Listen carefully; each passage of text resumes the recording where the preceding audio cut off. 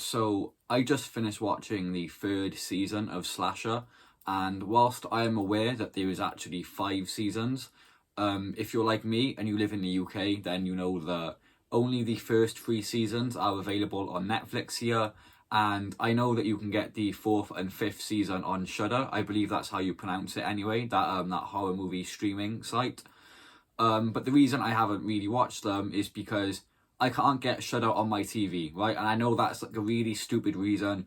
I just hate having to watch like TV shows and movies on my phone or my laptop because I spent years as a kid watching anime in a little box in the corner of a screen when I was like 13, 14, back when you could get Bleach episodes and Dragon Ball episodes on YouTube, and they were really bad quality, and it was only like a one corner of the screen. There was actual footage, and the rest was just like a black screen or blur or someone promoting their channel. So yeah, that's why I don't like to watch things on my phone or a laptop, and that's why in this video I'm only going to be addressing and talking about the first 3 seasons of Slasher because I live in the UK. But that out the way, that being said, I just want to get straight into it. So obviously the first 3 seasons were the Executioner, the one with the camp, and the Solstice one, the one with the party and the big apartment block. And my favourite one was definitely the third one. I think in order of like my most favourite to least favourite would be season 3, season 1, season 2. Only because I'm going to be completely honest with you. Just the sexual violence in season 2 made me very uncomfortable watching it. Like, I know those type of things happen in real life and in the real world, and you know, if we don't really put them on TV in horrors, I guess it sort of does an injustice to people who experience those things because you're sort of turning a blind eye to it. I just don't like having to watch that shit on TV. Like, and I think that's fairly reasonable. But other than that, I mean, season 2 was pretty good. The gore in this show was absolutely insane.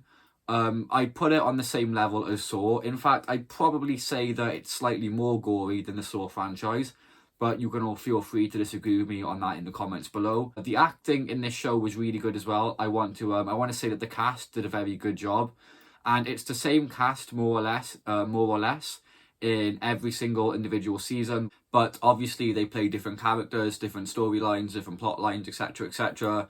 But the actors and the creators of this show did an amazing job.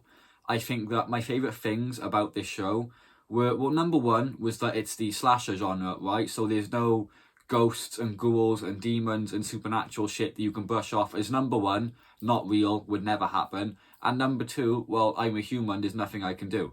And that, I think, is one of the things that bothers me a lot about horror movies, particularly on like Netflix and stuff, is that I've got no issue with horror movies that have a supernatural element. I actually enjoy them quite a lot. But I think it takes away a lot of the hope for characters, I guess, and the enjoyment. Like, one of my favourite things about slashers in particular, particularly where the main protagonist, the villain, is a human, is the reality of it, right? You could sort of imagine that, like, oh, as unrealistic as it is, this could totally happen at some point. This could totally happen one day. There are people that do this messed up shit in real life. You know, we do have serial killers in the real world. And I think that was my favourite thing about this show, just above everything, was the element of realism. Particularly in season 3 as well, with, I can't remember her name, the wife of the lesbian black woman that burned herself to death in the parking lot. Seeing her like lose her mind and go crazy, you know, having that sort of element of mental illness in there as well, sort of portrayed in a way that wasn't the typical, oh, this person has a mental illness and they're gonna kill people and do crazy shit. Like, the people who were doing all of the killing in this show were, for the most part, just normal everyday people, and their motivation was usually just revenge. Season 3, the motivation was revenge. Season 2, the motivation was revenge. Season 1, the motivation wasn't really revenge per se. It was more obsession and a little bit religious as well, because obviously all the killings were related to the 7 deadly sins from the Old Testament. For those of you that have read the Bible and grew up in a Christian family like I did and had that shit crammed down your throat every day of being a child. But whole different video to talk about. But yeah, I mean, I really enjoyed it. The cast did an amazing job. The storylines, I think, could have been slightly better. I do think, particularly season 1 was very predictable in certain areas. Season 2, I think, had the best plot twists more than anything. But maybe season 3 as well. Like, in season 2, I wasn't expecting the killer to be who it was. And the end of season 3 where you found out the killers were actually the brother and sister makes sense. Was a bit of a huge plot twist for me. They were sort of the last people I would be expecting to do all of that shit, but pretty good plot twist. I want to give that to the show as well. I think the characters were done really well. I think the characters were a very accurate representation of the type of people that you will unfortunately encounter in certain parts and certain areas of life. Like you had the racist white trash guy in season 3, you had the corrupt cop in season 1, you know, this sort of, these people and these taboo topics that definitely do exist and happen in the real world, but we just don't like talking about because they're uncomfortable.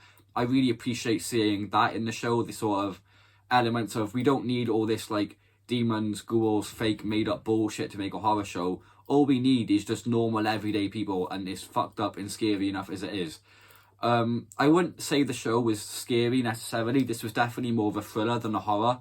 I guess there were a few maybe jump scare moments slightly, but I can't really recall any off the top of my head.